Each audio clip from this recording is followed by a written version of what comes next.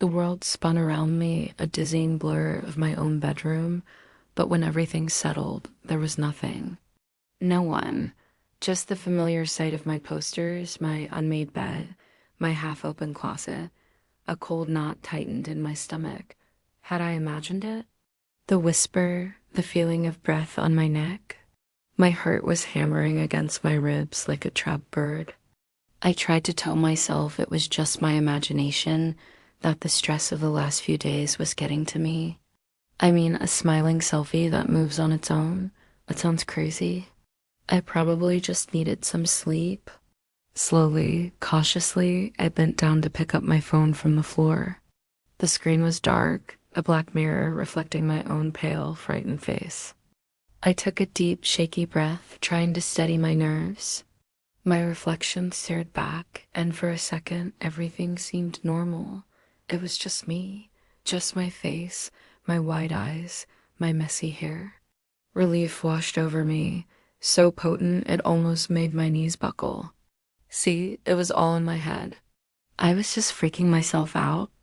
I managed a small, weak smile, trying to reassure the girl in the reflection, trying to reassure myself. But the girl in the reflection didn't smile back. Not my smile, anyway. Her lips, my lips, stretched into a grin that was far too wide, far too sharp. It was a predatory smile, full of teeth and empty of warmth. My blood ran cold. This wasn't my imagination. This was real. The grin widened, splitting the face on the screen until it looked like a monstrous caricature of me. The eyes, my eyes, were black pits, devoid of any light, any humanity. They held a chilling, hungry look that pinned me to the spot. I couldn't move, couldn't scream. I was paralyzed by the sheer wrongness of it all. Then the impossible happened.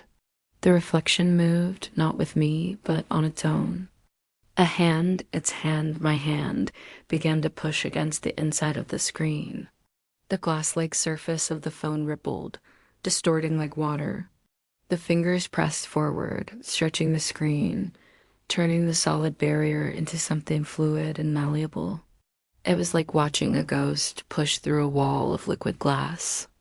The hand was pale, the fingers long and unnaturally thin as they broke the surface, emerging from the phone and into my room.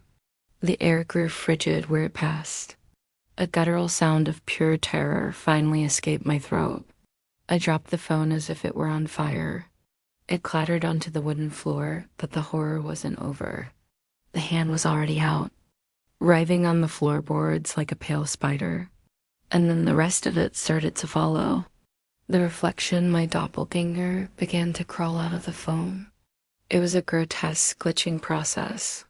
Half of its body was now in my room, a solid, tangible thing, while the other half was still trapped inside the tiny screen, a mess of distorted pixels and light. It pulled itself forward, its movements jerky and unnatural, dragging its digital prison with it. It looked up at me from the floor, its head tilted at an impossible angle. Its grin was still plastered across its face, a horrifying, permanent feature. It was me, but twisted, broken, and utterly terrifying. It had my voice, but it was a corrupted version.